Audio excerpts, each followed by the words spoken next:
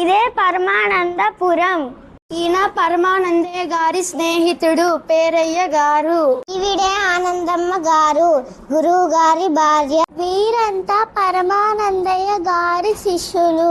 వీళ్ళు పరమానందయ్య గారి ఇంట్లో దొంగతనం చేయడానికి వచ్చిన దొంగలు. వీళ్ళు రాజభటులు.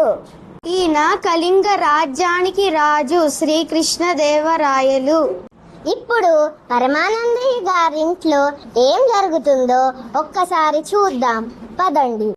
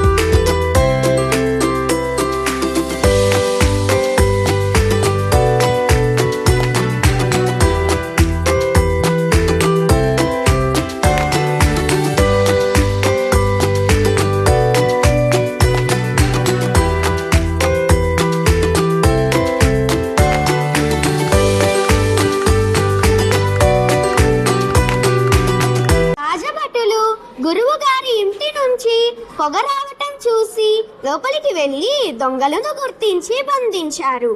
రాజుగారు దొంగలను పట్టించి రాజ్యానికి మేలు చేసినందుకు గురువు గారిని సన్మానించారు. ఎలా ఉంది కథ? నాకైతే ఎంతో నచ్చింది. మీకు నచ్చింది కదూ? మళ్ళీ మరొక కథతో మళ్ళీ కలుద్దాం. ధన్యవాదాలు.